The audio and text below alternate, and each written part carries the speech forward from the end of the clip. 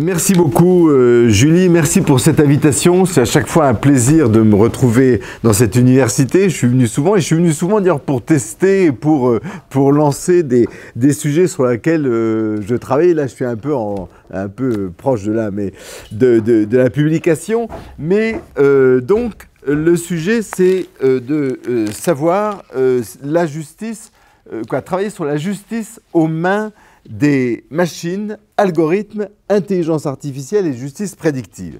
Et alors, la plupart dans la littérature actuelle, dans les journaux, vous allez tomber sur une très abondante littérature qui va, en général, recenser l'innovation, qui cherche à décrire ce qui se passe avec plus ou moins de justesse, mais il faut dire que c'est très compliqué, et qui, j'attire votre attention sur un point, on aura l'occasion d'y revenir, qui utilise un temps très particulier et une figure de la rhétorique très particulière qui s'appelle la prolepse.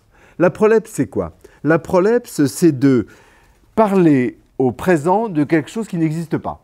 Alors, c'est une importance très importante dans la théologie chrétienne, parce que c'était bien sûr une manière de parler du royaume de Dieu et d'en parler comme quelque chose qui n'existe pas, mais qui va venir nécessairement.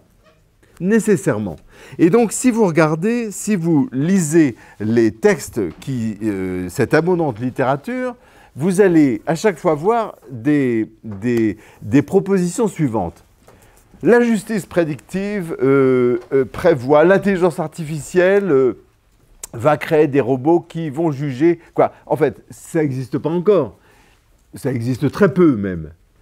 C'est un niveau expérimental. Mais ça va exister et ça ne peut pas ne pas exister. Il y a une sorte de nécessité dans le sujet dont on parle. Alors, en tant que notre travail de philosophe, notre travail de juriste et philosophe, moi je suis juriste et Jean est un philosophe des maths, et Jean Lassègue est un philosophe des maths qui a fait sa thèse sur Turing et qui est un historien de l'informatique vu du côté de la philosophie des sciences. Et donc, il faut voir à voir, et quand on regarde de près, on se rend compte, et vous allez vous rendre compte qu'en réalité, il y a très peu de choses qui marchent. Et encore moins de choses qui marchent bien. Et pourtant, ça sature notre espace mental. Il faudra s'intéresser, d'ailleurs, à interpréter cette fascination. Alors, je ne vais pas faire une recension des innovations. Je ne vais pas me lancer dans une analyse coût-avantage. Ça, c'est bien, ça pose quelques problèmes, et qui est un point de vue très pragmatiste, les problèmes soulevés par l'innovation technologique en matière de justice. 95% de la production. Non, il me semble important, en plus ce qui est fascinant dans cette approche, c'est que c'est un jeu à se faire peur. C'est un jeu à se faire peur. On parle de l'inhumain. On parle de choses... Alors, il y a des évolutions vertigineuses. Elles sont effectivement très problématiques, et dans le sens où elles doivent être problématisées. Mais il y a des tas de choses, oui, qui sont... Et d'ailleurs, on pourra y revenir dans la discussion. Mais la question, ce n'est pas de savoir si on est pour ou contre la technique. La question, ce n'est pas de craindre une sorte d'apocalypse qui est annoncée. Non, la question, c'est de comprendre notre époque, ce qui se passe et à quel moment nous nous trouvons. Donc, je vais trois points, si vous voulez. C'était tout d'abord, en quoi consiste cette justice aux mains des machines. Ensuite, analyser sa prétention à se substituer à la justice, deuxième temps. Et puis ensuite, enfin, poser la question de savoir comment on peut réagir et analyser cette prétention à se substituer aux machines. Premier point, il y a une erreur à ne pas commettre, et c'est pour ça que je veux commencer par cela, c'est de croire que l'informatique, le numérique, va améliorer, et se borner, j'allais dire se borner à améliorer la justice, à accélérer la justice. En fait, au début, dans les années 90, on s'est dit, ah ben, le numérique, c'est un secteur. C'est un secteur. C'est un secteur qui est le secteur des nouvelles technologies. On parlait des NTIC à l'époque. Et puis, ben, ce secteur, c'est vrai qu'il produit un droit particulier, il appelle une régulation particulière. Et d'ailleurs, certains avocats en font une niche, d'ailleurs, hein, le droit des nouvelles technologies, secteur. Puis ensuite, on s'est dit, non, mais en réalité, je vois par exemple en France, je prends l'exemple des producteurs de vin, fleuron national français. Ils se sont dit, bah, nous, on fait du vin, l'informatique ne nous concerne pas. Si on va pouvoir facturer 2 ou 3 choses sur l'informatique, très bien, mais bon, c'est pas notre... Bon. Ils n'ont pas compris qu'en réalité, ce n'est pas un secteur économique, c'est une reformulation de tous les secteurs. Et ils ont laissé passer des noms de domaine, ils ont pris du retard dans la compréhension que ça concernait aussi les producteurs de vin. Et on peut faire des tas de choses, croisant la météorologie, la production, la modélisation des courbes avec les big data. On peut faire énormément de choses pour le vin, et ils ont mis du retard. Maintenant, ils s'y sont mis. Alors, pour la justice a toujours été, depuis très longtemps, elle est assistée par des machines, par de la technologie. J'y reviendrai dans un instant, depuis toujours. Elle s'est dit, bon, il y a quelque chose de nouveau, c'est que cette machine, elle est quand même un peu plus performante que le fax ou que le téléphone. Et la justice doit s'en servir comme un facilitateur, comme un accélérateur pour la justice. Donc on va faire ce qu'en France on appelle le RPVA, c'est-à-dire une plateforme de communication entre les avocats. On va faire un télérecours, une assignation électronique, tout ça. Et avec cette idée fausse qui consiste à penser que ce facilitateur ne va pas toucher le cœur de la justice. On va rendre une justice plus rapidement, plus efficacement. Par le biais du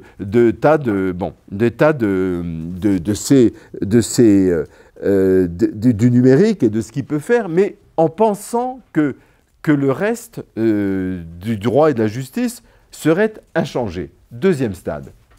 Le problème, c'est qu'il y a un troisième stade, celui dans lequel nous nous trouvons aujourd'hui, et pour lequel, eh bien, non, le numérique, ce n'est pas un secteur.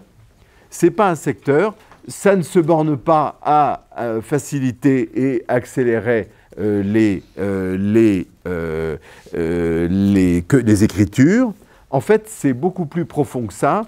C'est une reformulation, une redéfinition, une concurrence extrêmement profonde qui affecte tous les secteurs de la justice et qui est adossée, si on n'a pas compris que le numérique, c'est à la fois une nouvelle vision de la démocratie, une nouvelle vision du lien social et une redéfinition de la justice, on comprend pas, on peut pas trouver de solution satisfaisante.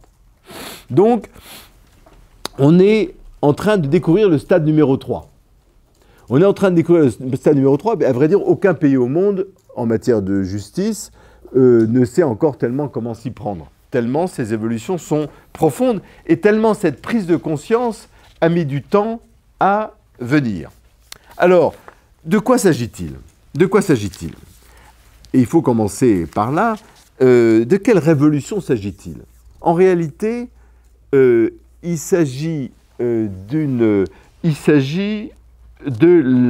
l'intervention d'une nouvelle écriture. C'est une révolution graphique. Et pour bien la comprendre, c'est l'hypothèse qu'on pose avec Jean Lassègue, c'est de dire,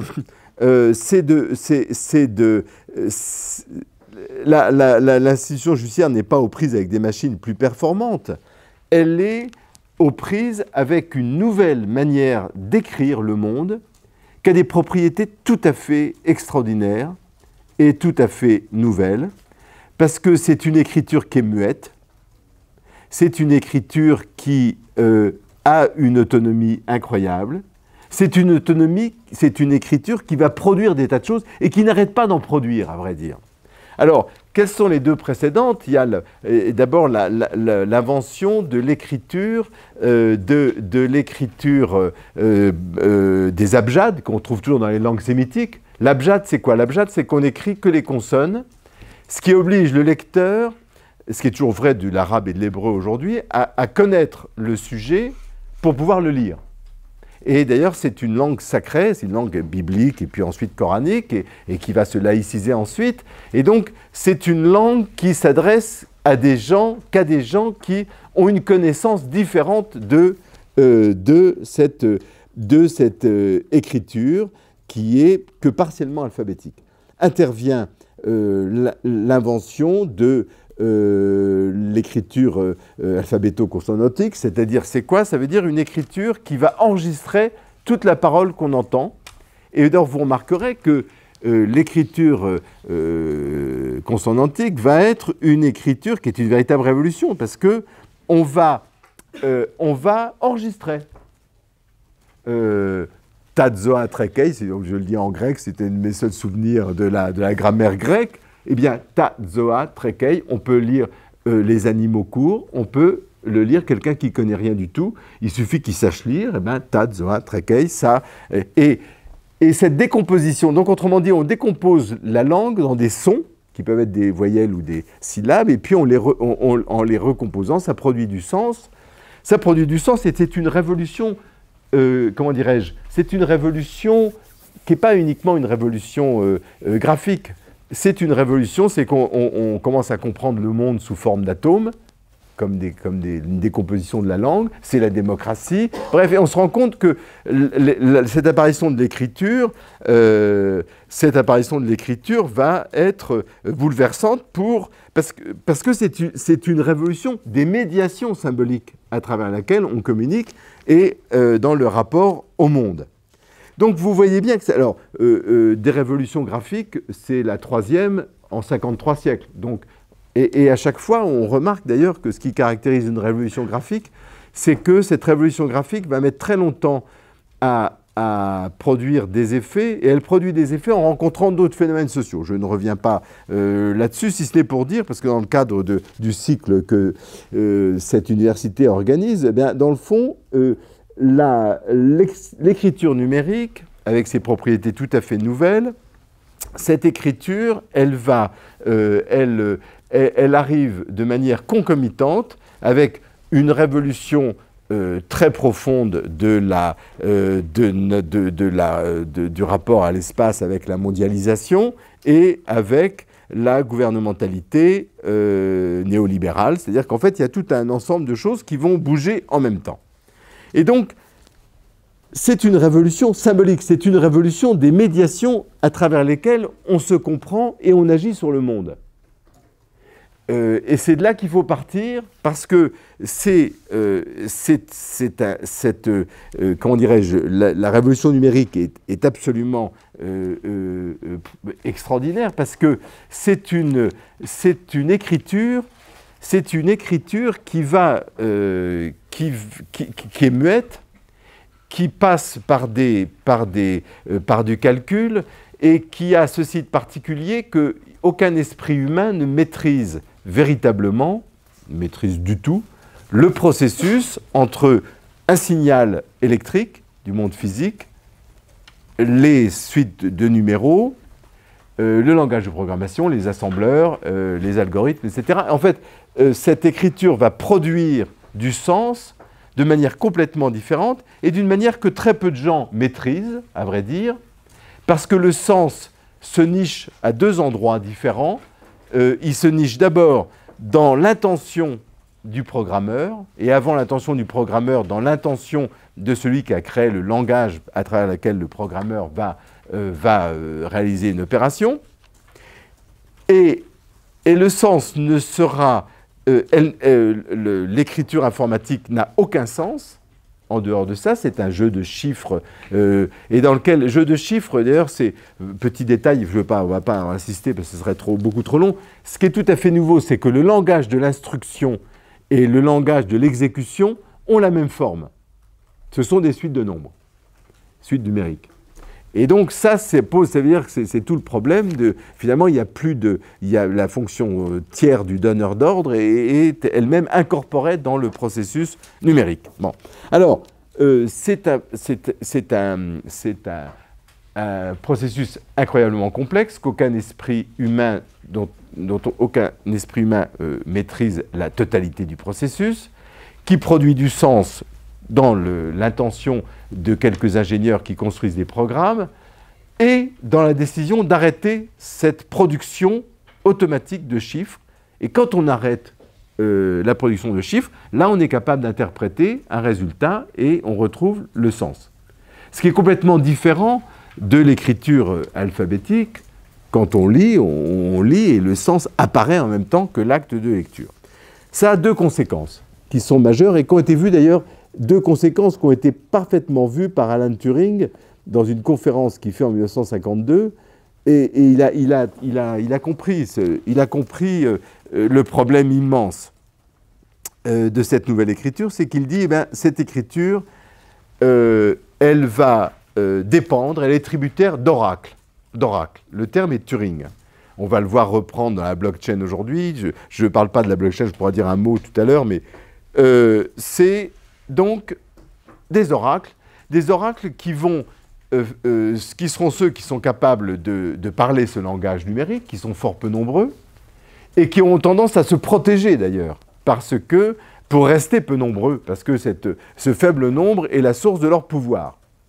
Et c'est extraordinaire parce que, si vous voulez, pour donner un aperçu, avant de rentrer plus précisément dans la justice, nous avons mis, 25 siècles à nous alphabétiser. Et à nous alphabétiser précisément pour partager ensemble un langage commun, une lecture commune des textes, des contrats, de la Constitution, de la vie quotidienne. Et tout ce travail est pas mis à néant, mais il est très bouleversé, c'est le moins qu'on puisse dire, par le fait que nous devenons tous analphabètes de cette nouvelle écriture. Et que seule une poignée de gens, les nouveaux oracles, vont en détenir les arcanes et la capacité de production d'un sens. Deuxième conséquence, c'est que, comme toujours, devant ces performances extraordinaires et notre incapacité à les saisir, à les comprendre, eh bien, on voit apparaître de nouveaux mythes, un nouveau mythe essentiellement, un mythe qui correspond à toutes les caractéristiques du mythe et qui va prendre la suite d'ailleurs on pourra y revenir dans la discussion, ce serait trop long, mais de mythes religieux et politiques très très profonds, d'un nouveau mythe, c'est le mythe de la délégation aux machines. Et on empiète un peu sur l'explication de cet engouement, c'est que nous avons collectivement, nous représentons le monde et son avenir, et notre avenir, et nos relations à ce monde, sous la forme d'une immense délégation aux machines. En déléguant un certain nombre de fonctions politiques, sociales, de la grammaire des échanges sociaux à des machines, eh bien, nous entrevoyons un avenir radieux, un espoir, un développement. Et donc, vous voyez bien que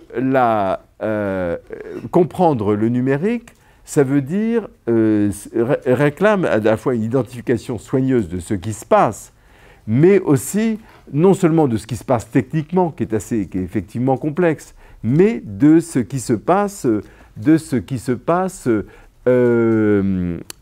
anthropologiquement. Quand on parle d'intelligence artificielle, c'est un slogan américain pour vendre quelque chose. Donc c'est l'intelligence artificielle, les robots, formidable. Bon. Moi, on travaille avec le département de logique informatique de Normal Sup. Pour eux, l'intelligence artificielle, ils ne connaissent pas. Hein. Il y a une intelligence neuronale, il y a des machines auto-apprenantes, il y a des machines d'une nouvelle génération, il y a l'espoir d'une informatique quantique à horizon très très lointain. L'intelligence artificielle, ça ne leur parle pas. Et pourtant, c'est comme ça qu'on... Et vous voyez, il n'y a rien de psychologique dans l'intelligence artificielle. Il n'y a rien d'intelligent. Il y a, par contre, une immense confiance faite dans ces machines. Alors, intéressons-nous à la justice. Intéressons-nous à la justice parce que dans la justice, ça a des conséquences très très importantes. Et très importantes parce que tout le processus judiciaire va être pris en charge par le numérique. Bien sûr, c'est une écriture, comme tout ce qui s'écrit différemment, eh bien, tous les secteurs qui s'écrivent vont être affectés par le numérique, par cette nouvelle écriture. Le droit, bien sûr, n'y échappe pas. Et en fait, aussi bien la question de l'information juridique, du partage de l'information, de la circulation de l'information, la question bien sûr de la rédaction des contrats, des testaments, des statuts d'une société, des transferts de propriété, de la certification. La blockchain, alors, si vous voulez, par exemple, ça c'est encore une autre affaire, mais on parle du numérique, beaucoup du numérique, des plateformes. À vrai dire, d'un point de vue épistémologique, la blockchain, c'est assez différent, voire complètement différent, hein, la blockchain. Et la blockchain c'est une sorte de registre ouvert et absolument fiable et infalsifiable, et donc qui, à terme, concurrence, menace, diront certains, toutes les professions qui font tous les tiers de confiance, aussi bien les tiers publics de confiance que les tiers privés, aussi bien l'état civil que les notaires, que les banques. Tout cela est... bon, vous avez lu comme moi dans le monde de la semaine dernière, vous avez vu que Facebook est le plus grand... il a 2 milliards d'états civils certifiés par Facebook. Et on se concentre pour les GAFA, on se concentre sur les GAFA, c'est-à-dire sur les GAFAïM, on devrait dire, c'est-à-dire le Google, Amazon, Facebook et puis Apple, mais il y a Microsoft et puis IBM qui sont donc en fait... Bon. Alors ça nous occupe beaucoup, ça nous préoccupe beaucoup à juste titre. On ne regarde absolument pas ce qui se passe en Chine. Les Chinois ont les données biométriques de 600 millions d'Européens. On est 420 millions. Non. Ça veut dire qu'en fait, alors le gouvernement chinois, hein, faut être clair, là c'est plus les GAFA, hein, ça veut dire que les Chinois ont une capacité d'identification biométrique, donc par reconnaissance faciale, donc par n'importe quel événement filmé, comme tout est filmé, nos enfants, nos vies, machin, notre... Bon, ça veut dire que nous avons, le gouvernement chinois, pour faire clair, a une capacité que n'a aucune autre institution étatique au monde de pouvoir identifier de manière biométrique qui assiste à un match de football ou à une réunion pour le Tibet libre. Alors, voilà, ça c'est d'une fonction et on découvre, alors c'est très intéressant parce qu'on découvre que, en réalité, c'est ça, au point de vue de la philosophie du droit, ce qui est très intéressant avec le numérique, c'est que ça nous oblige à nous poser des questions qu'on ne s'était jamais posées ou qu'on ne se posait plus depuis longtemps. Pour les juristes parmi vous, on commence à apprendre le droit en apprenant l'état civil, la certification, les actes authentiques, etc. Et alors qui sont complètement bouleversés par le numérique. Mais ça veut dire quoi? C'est-à-dire que le premier pouvoir de l'État, c'est le pouvoir de conférer une identité. Eh bien, ce pouvoir, il lui a déjà échappé, on peut dire, en très grande partie. Très, très grande partie. Alors, ça pose effectivement beaucoup de problèmes. Ça pose beaucoup de problèmes, mais vous voyez bien que ça, au point de vue géopolitique, on ne va pas insister, mais ça, ce n'est pas sans interrogation. Alors, la justice, donc, les différentes les différents programmes imaginés par des startups vont, d'abord, ils vont dire, alors ça a été très spectaculaire, ça c'est tout à fait typique de la PROLEPS, c'est la justice prédictive. On va dire, on va pouvoir prédire la décision que rendent les juges. Alors, quand on regarde de plus près, il y a des fonctions prédictives, c'est vrai, qui marchent jamais complètement, mais qui sont assez bonnes, notamment sur la Cour européenne des droits de l'homme, la Cour suprême des États-Unis, les études fameuses, sur certains contentieux. Bon, mais en réalité, ça a été expérimenté dans 2 cours d'appel en France, un programme prédictif. En fait, on a vu que ça ne marchait pas très bien quand même. Hein. Ça ne marchait pas très bien. Ça donnait des réponses incohérentes. Et donc, cette idée de prédire la décision. Là, en fait, ce qui marche le mieux, une des entreprises qui marche le mieux, est une entreprise, une start-up française qui a été faite par des mathématiciens publics, d'ailleurs, de l'INRIA. Et en fait, ils font alors un programme qui est... C'est pas de l'intelligence artificielle, mais c'est quand même beaucoup plus malin. C'est-à-dire qu'ils ne partent pas de l'idée qu'on va prédire la décision de justice, ce que vont décider les juges, ce qu'on rêve. C'est ça la délégation aux machines. C'est « Ah, je fais un petit programme, toc, toc, toc, toc, et puis voilà ce que va décider le juge. » Alors, vous pouvez déjà le faire, hein.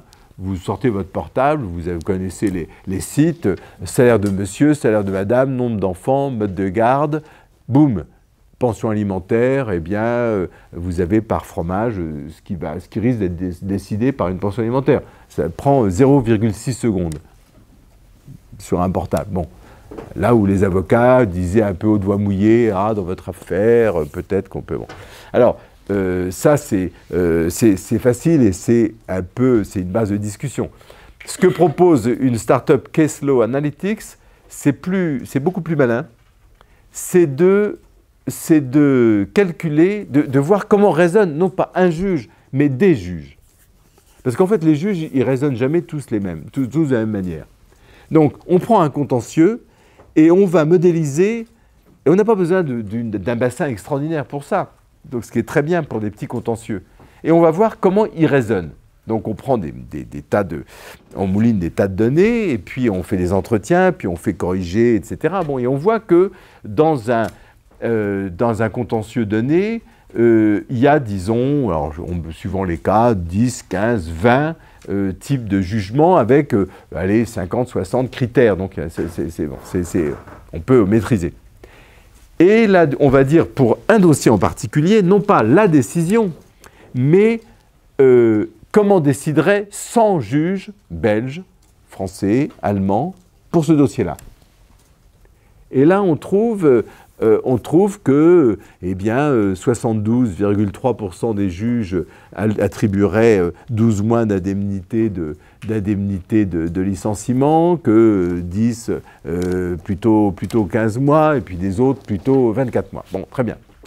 Alors, il y a un juge, un avocat que je connais qui m'a expliqué, il m'a dit, moi j'ai ma courbe normative. C'est-à-dire que je peux te dire, en fonction de l'ancienneté dans l'entreprise, de manière très très fiable, je peux dire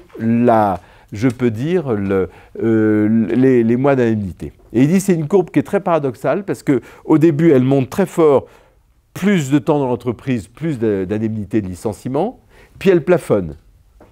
Elle plafonne, rime de croisière, et puis en fin de contrat, pour des très très vieux contrats de travail, elle tend à baisser.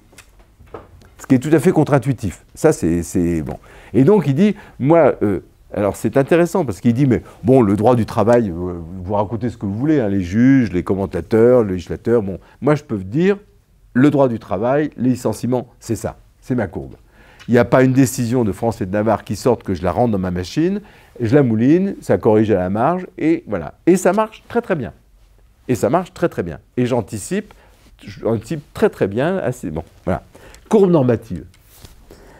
Alors, bon, je passe sur les problèmes épistémologiques que ça pose, parce que, en fait, ça repose sur une théorie laplacienne en quelque sorte. Si j'avais l'emplacement et la vitesse de chaque atome de tout l'univers, disait Laplace, je pourrais prédire la manière dont va évoluer cet univers, ce à quoi Poincaré répond en disant non, à partir du moment où il y a 3 éléments, il y a une théorie du chaos qui fait que le comportement de 3 éléments deviennent imprévisibles. Donc en d'autres termes, on peut prévoir les horaires de marée, ça marche plutôt bien, on ne peut pas prévoir la météo.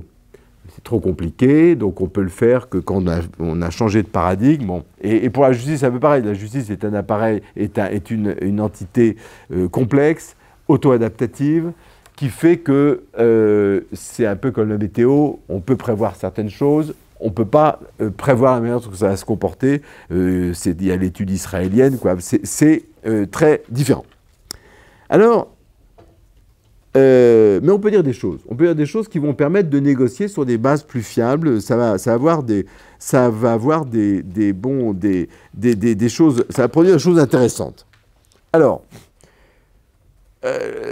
on peut faire aussi beaucoup d'autres choses pour la justice prédictive. On peut dire beaucoup d'autres choses. Alors, d'abord, je voudrais... il y a aussi des machines pour interpréter les textes. Il y a des machines qui vont dire, moi, je pense que les machines vont mieux interpréter les textes, et la Constitution notamment, et la Constitution américaine notamment, que les hommes. Alors, il y a des techniques de recherche textuelle, de mettre le mot dans son contexte, avec quel mot il est associé, et de faire ça depuis toutes les décisions de justice américaines, depuis 1804 ou 1786. Et donc, on va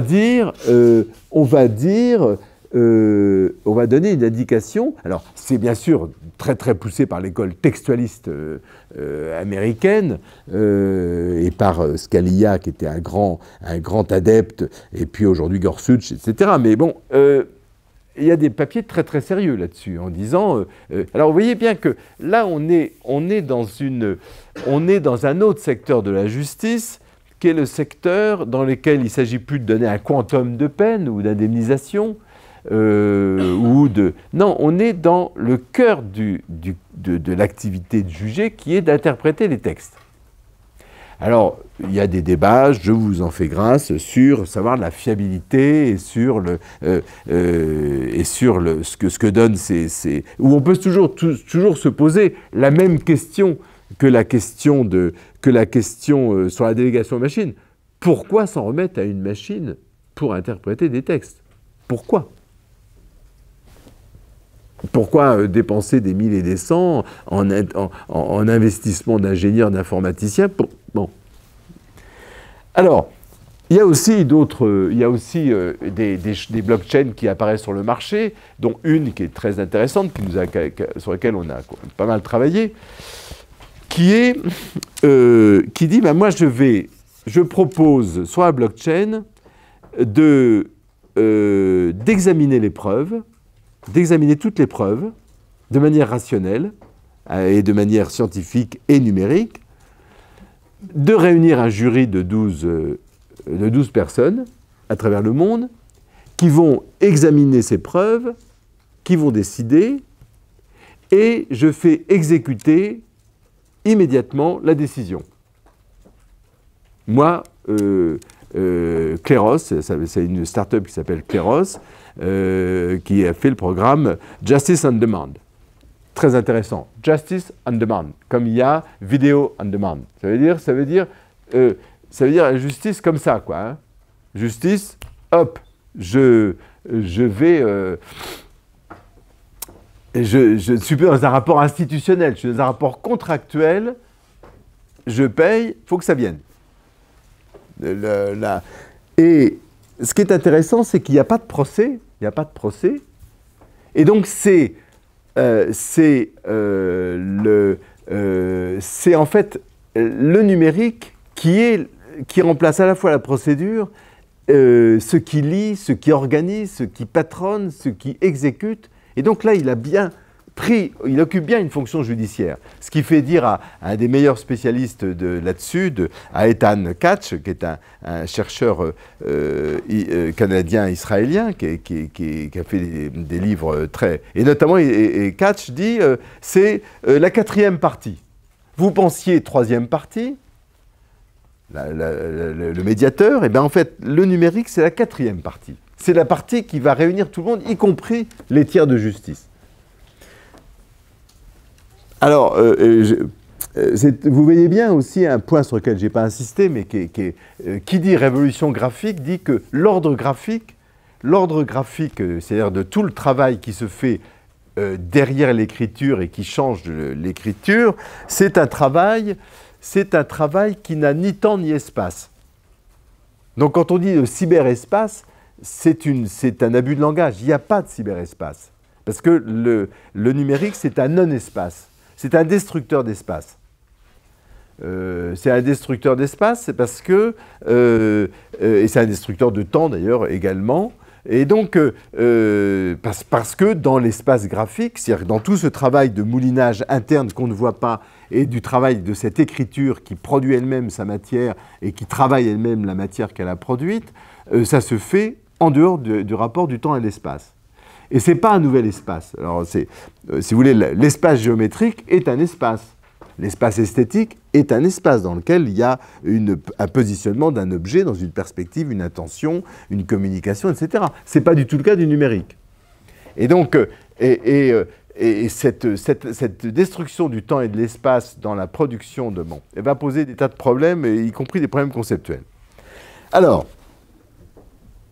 si on réfléchit, on se dit, mais alors, la machine, la quatrième partie, va remplir une mission. Alors, on dit, oui, mais ce n'est pas vraiment prédictif. Oh, mais le terme prédictif, c'est une mauvaise traduction de l'anglais. En fait, ça veut dire prévision. Alors, moi, je dirais plutôt justice simulée. C'est des simulations. Bon, d'accord.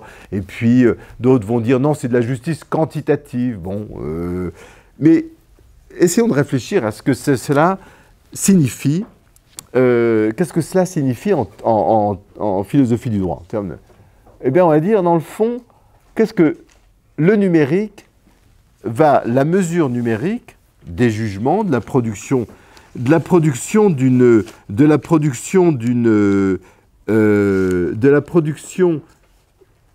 qui n'a rien à voir avec une production qui n'a rien à voir avec la jurisprudence. Hein. La jurisprudence, c'est une activité symbolique, donc institutionnelle, dans lequel on sélectionne quelques arrêts, on les met en comparaison avec d'autres, et à partir de là, on construit un édifice qui a du sens et qui s'impose comme jurisprudence. Ce n'est pas du tout ce que fait le numérique. Le numérique, lui, il brasse des millions de jugements, il les analyse à sa façon, qui n'a rien à voir avec l'analyse jurisprudentielle, et il déshabille, il désécrit, si vous voulez, les jugements pour les réécrire, pour trouver des corrélations grâce à Big Data, des relations subtiles, et qui vont mettre des mises en relation subtiles, invisibles, les signaux faibles, et qui va produire, et qui va dire, ben voilà, pas la jurisprudence, ce que vont décider les juges, c'est ça. Quantitas non auctoritas facit legem, on pourrait dire. C'est la quantité qui fait la norme, c'est plus lent. Et alors, et on va dire, ben, vous voyez, vous voulez savoir ce qui va se passer dans votre affaire, eh bien, un algorithme va pouvoir vous le dire. Un algorithme fait par une start-up va pouvoir vous le dire. Alors, ça pose un problème que je fais que signaler, on pourra en parler. Ça veut dire qu'en fait, si on reprend la fameuse phrase d'Oliver Wendell Holmes disant pour moi le droit, le présupposé du réalisme américain, pour moi le droit c'est ce que décident les juges, point barre. Eh bien ça veut dire que pour savoir le droit et pour savoir donc ce que décident les juges, eh ben, il ne faut plus lire les textes. Il faut payer des startups qui vont vous parler des courbes normatives, qui vont vous parler des choses qui sont l'exacte production de ce qui va vraiment se passer. Même pas ce que va vous dire votre avocat ou ce que va anticiper un prof de droit. Non, c'est ça le droit. Mais ça veut dire quoi? Ça veut dire quoi? Ça veut dire qu'en fait, les biens... Alors, il y a le grand thème aujourd'hui, c'est de dire il faut que tout soit transparent, la loi Le Maire en France, il faut mettre tous les jugements à disposition des startups, etc. Très bien. Mais ça veut dire que ces biens communs informationnels, ces biens communs numériques, eh bien, ces biens communs numériques, ce sont des biens qui sont d'emblée privés, qui prennent de la matière publique pour la privatiser immédiatement. Et ça veut dire qu'il va introduire les règles du marché entre la loi et le citoyen. Et on découvre que la capacité de lecture d'un texte, l'esprit du Code civil français, de dire on va mettre toutes les lois dans un français simple, élégant, accessible, dans un seul bouquin. Révolution. L'esprit américain de dire le pacte de la nation américaine, c'est les articles de la Constitution. Eh bien, il supposait une écriture alphabétique, alphabétéo-consonantique. À partir où il y a le numérique, tout change. Tout change. Tout change parce qu'il y a une classe d'oracle, le marché, qui vient s'intercaler entre... et puis après, bon, on ne va pas entrer dans les considérations techniques, mais c'est jamais... Un algorithme ne peut pas être impartial. De toute façon, ça n'a aucun sens, un algorithme impartial. C'est une notion juridique dans une réalité technique, et donc ça n'a pas de sens. Et donc, ça veut dire quoi? Ça veut dire qu'en réalité, eh bien, on rétablit, sous prétexte de transparence, une inégalité devant la loi, inégalité due aux oracles, due au marché, due aux effets que la science va pouvoir réunir. Alors,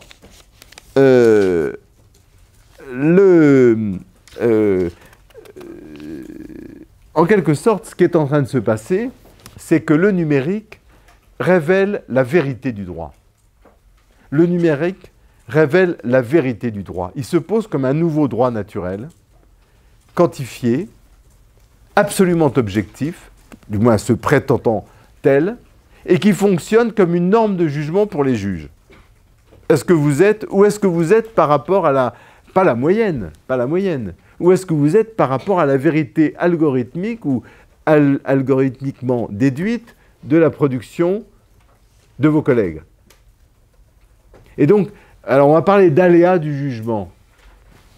D'aléa du jugement, c'est-à-dire qu'il y a une norme.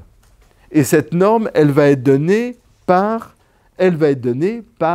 la mesure numérique. Alors ça, c'est quand même une révolution. C'était déjà préparé par la LOLF et par l'idée des indicateurs, qui est très typiquement néolibérale. C'est donné par la loi du marché, idée typiquement de la mathématique financière. Mais là, on a passé un cap et on dit, mais la vérité du droit est donnée par le numérique. Et puis, il y a un dernier pas supplémentaire que j'aimerais vous lire si je retrouve mon papier, mais je n'en suis pas sûr. C'est qu'on a un glorieux en France qui s'appelle Laurent Alexandre. Et Laurent Alexandre, qui est un médecin, qui a fait un truc très bien, qui s'appelle Doctolib. Doctolib, c'est-à-dire comment on prend rendez-vous par Internet. C'est génial, c'est gratuit et ça rentabilise tout le monde. Les médecins travaillent mieux, etc., etc. Bon. Et Laurent Alexandre est une sorte de gourou de l'intelligence artificielle. Et alors, il a un morceau de bravoure que je vais vous lire. Mais un morceau de bravoure qui est partagé par Yuri Noah, le pape là, israélien qui écrit sur Homo Deus, etc. Il dit la même chose. Et c'est une sorte de vulgate. Alors voilà ce que nous dit Laurent Alexandre dans Les Échos, un journal économique. C'est une longue citation, mais je ne résiste pas au plaisir de vous la lire. À synthétiser des milliers de pages de procédures, à lire des rapports d'experts, à consulter des textes de loi et de jurisprudence, pour enfin rendre une décision. Voilà le travail du juge. un travail de titan qu'aucun cerveau normal ne peut effectuer parfaitement, a fortiori s'il est placé dans un contexte de surcharge chronique. Les décisions judiciaires sont ainsi rendues dans un contexte de rationalité limitée. Expression typiquement numérique qu'on voit tout le temps. Rationalité limitée. Ce travail deviendra graduellement à la portée d'une intelligence artificielle infatigable et capable d'éviter tous les biais cognitifs induits par notre cerveau. Proleps. Si une machine est capable demain de digérer, entre guillemets, en quelques secondes, l'ensemble des cas similaires et des jugements passés, en adaptant extrêmement finement sa décision au cas précis, ne pourrait-on économiser de lourdes procédures, ne pourrait-on pas économiser de lourdes procédures et supprimer des années de délai? En réalité, une intelligence artificielle rendrait une meilleure justice qu'une personne influencée par sa propre idéologie et le contexte du jugement. En science, le critère roi est la reproductibilité d'une expérience. Le critère de la justice ne devrait-il pas précisément être celui de la reproductibilité d'un jugement? Ce dernier ne devrait dépendre ni de la personne qui juge, ni des circonstances. Alors, c'est très intéressant parce que ce que dit, finalement, ce que dit Laurent Alexandre, et ce qui est c'est ce que beaucoup d'entre nous ont dans la tête, hein, ça veut dire que la machine va délivrer le jugement de son humanité. Les hommes ne sont décidément pas les mieux à même de rendre des jugements. Croyez-moi, ils sont pleins de biais cognitifs, ils sont influencés par des gens qui pleurent devant eux, ils ont trop de travail. Donc voilà, l'objectif à terme quand même, c'est de supprimer les hommes dans la justice et que, puisque déjà le numérique nous donne la vérité du droit, si c'est complété par de l'intelligence artificielle, eh bien confions enfin la justice à l'intelligence artificielle. Je crois qu'on est en plein dans le sujet sur l'humanité et l'inhumanité. Et vous voyez bien que, en réalité, c'est très profond parce que derrière ça, je n'ai pas le temps de développer parce que le temps passe, mais il y a une théorie de la justice. La théorie de la justice, c'est, on pensait la fameuse phrase de Rawls, « Justice as fairness », et en fait, maintenant, il faut penser en termes de « justice as fitness ». C'est une justice de l'ajustement, c'est une justice de la correspondance la plus fidèle, qui colle le plus à la réalité. Donc c'est une justice qui se représente le monde comme un ajustement, une optimisation, et qui est sans cesse, qui s'auto-alimente et qui va être demain enrichi par l'Internet des objets et par une myriade de miroirs et de résonances algorithmiques qui vont lui permettre d'être de plus en plus précise. Troisième et dernier point, comment est-ce qu'on peut réagir à cette prétention de la justice, des algorithmes et du numérique, à se substituer à la justice? Alors je crois que, si vous voulez, ça c'est un point important, on ne peut pas juger cette prétention d'un point de vue uniquement pragmatique. Ça c'est un point, si on accepte ça, on peut aller très loin. Si on ne l'accepte pas, ce qui est le cas de l'immense majorité de la littérature américaine aujourd'hui, de la littérature de droit, c'est on va juger les performances du numérique dans la justice uniquement au regard de l'efficacité et de l'économie. Alors ça marche très bien, là on vous trouve des tas de choses. Alors je pense que contre cette représentation, il faut, c'est une phrase magnifique d'ailleurs de Gunther Anders qui a écrit des choses extrêmement profondes sur la technique, qui dit mais on ne peut juger la technique que selon les critères de l'esprit, en termes de liberté, et pas en termes d'efficacité. Et il me semble avoir infiniment raison. Alors, si on juge du point de vue de l'esprit, comment est-ce qu'on peut, quelles des pistes de réflexion pour terminer? Il y a un fameux théorème de Katz, Daniel Martin Katz, qui a fait, à mon avis, des très bons articles sur la question. Et Katz dit, en gros, il établit un théorème qui est du bon sens, mais fallait-il encore le dire? Il dit, les hommes et les machines, des hommes collaborant avec les machines, seront toujours plus forts que des hommes seuls ou des machines seules. Donc il congédie et il disqualifie d'emblée la prétention d'une justice qui se bornerait à se déléguer au maximum à des machines pour dire non, il faut au contraire apprendre à collaborer. Alors c'est très bien, et je pense que chaque profession doit se poser la question, quel est le niveau de collaboration souhaitable de l'homme et de la machine? Alors, vous vous souvenez de ce que j'ai dit au début, on est en stade 3, on n'est pas en stade 2. Donc ça veut dire que ça va être compliqué. On ne va pas dire, oui, j'ai trouvé un truc génial, c'est le texto pour, c'est d'envoyer des textos pour convoquer les gens à l'audience, c'est beaucoup plus rapide, ça prend en main, d'accord, très bien, mais ce n'est pas ça qu'il s'agit. Il s'agit, c'est comment on va réinventer une fonction symbolique à l'ère numérique, ce qui est autrement plus profond. Et je dirais en termes plus théoriques, c'est comment on va justifier de ne pas tout déléguer à la machine. Quelle justification on peut donner? Alors je dirais que tout d'abord, il faut que le politique garde la main. Première piste de réflexion, il faut que le politique garde la main, c'est-à-dire que le marché ou la technique sont beaucoup plus que des instruments, ils ont leur propre logique et leur propre finalité. Et donc, cette finalité, c'est une finalité auto-centrée, et on le voit bien d'ailleurs en matière économique, avec les crashs réguliers ou annoncés, on voit que finalement la sphère financière, qui est une sphère il faut le dire aussi, qui n'a pas si mal marché que ça et qui a quand même considérablement enrichi énormément de populations. Hein. Je ne suis pas du tout dans la diabolisation de la finance, mais en revanche, elle a deux limites. C'est qu'elle a tendance à s'affoler et à provoquer des crashs.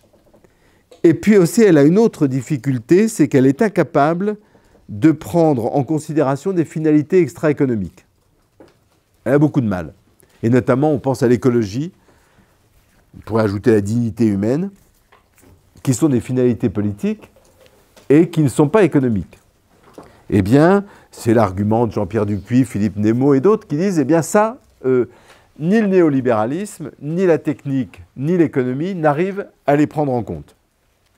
Elles sont saisies, dans le fond, cette manière de mouliner sur soi, qui est typique de l'écriture informatique. L'écriture informatique, encore une fois, c'est une manière dont, comme le donneur d'ordre et la matière instruite ont la même forme, on peut les faire mouliner non seulement à l'infini, mais de manière absolument vertigineuse. Et tant qu'on ne les arrête pas, ils vont s'auto-alimenter. Ça donne, d'ailleurs, pour le meilleur et pour le pire, ce gigantisme extraordinairement consommateur d'énergie, ça c'est un autre problème, posant des tas de problèmes géopolitiques, c'est un autre problème, mais en d'autres termes, il est guetté par la démesure. Cet instrument de mesure est guetté par la démesure. Deuxième point, on se rend compte que si on définit la justice comme la recherche d'une juste mesure, pour rendre chacun ce qui lui est dû, pour reprendre la définition de Justinien, eh bien on se rend compte qu'il y a plusieurs sens au mot « mesure », et que la mesure, c'est d'abord l'antonyme de ce qui est inorganisé, approximatif. C'est aussi l'antonyme de ce qui est excessif, de l'hubris, et la mesure se définit comme la modération. La mesure, c'est aussi la recherche d'un équilibre entre des biens antagoniques, entre des valeurs antagoniques, rivales, Et donc, la justice théoriquement, philosophiquement, ne peut pas se réduire à cette mesure universelle que propose l'écriture numérique.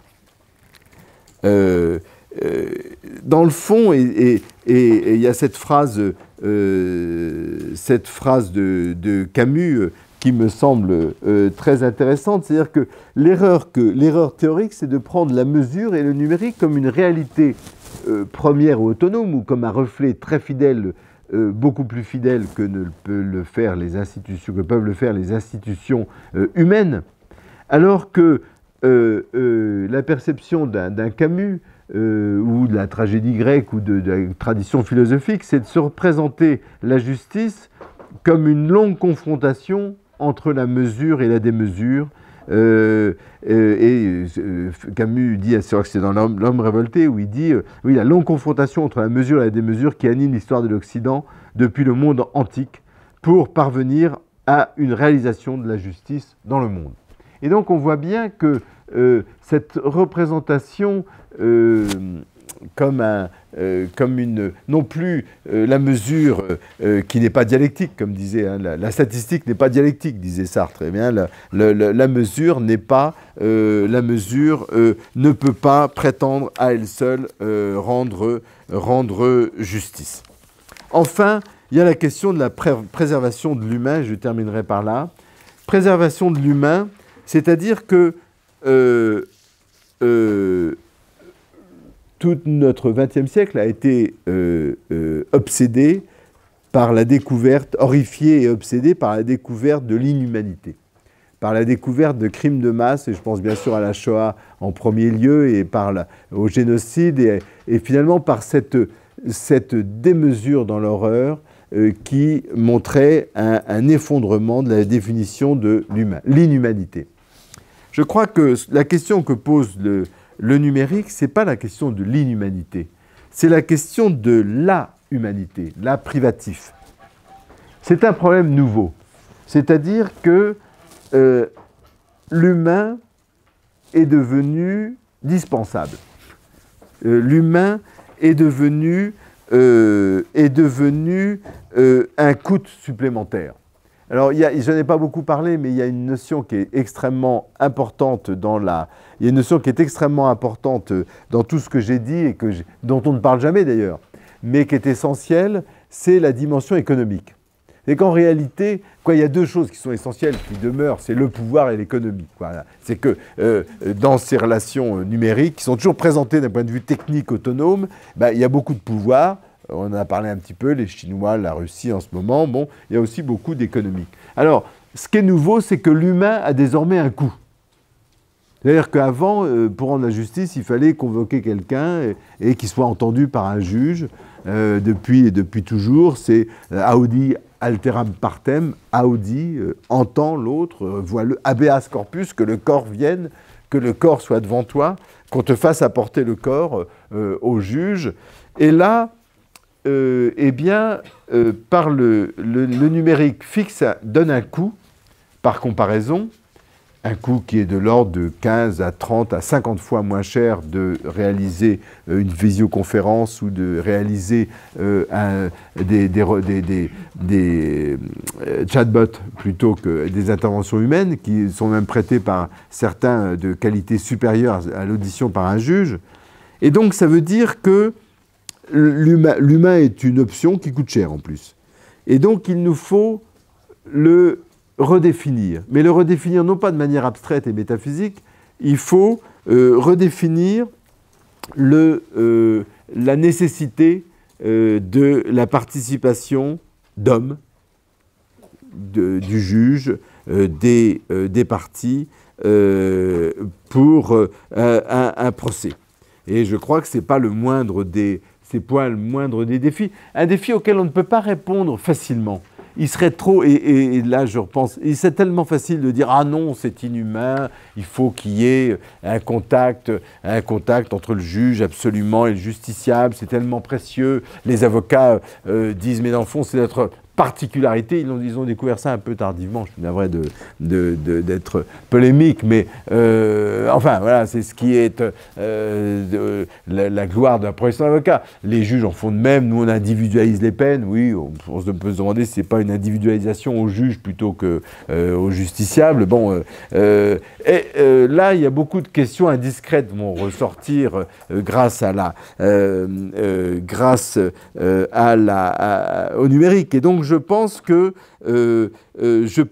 nous sommes renvoyés à une difficulté de principe de la justice, qui est à la fois un sentiment et un ordre objectif, donc effectivement qui est les deux, et de savoir dans quelle mesure la justice doit rester pour tous, pour le juge et pour le justiciable, une expérience de justice. Je vous remercie.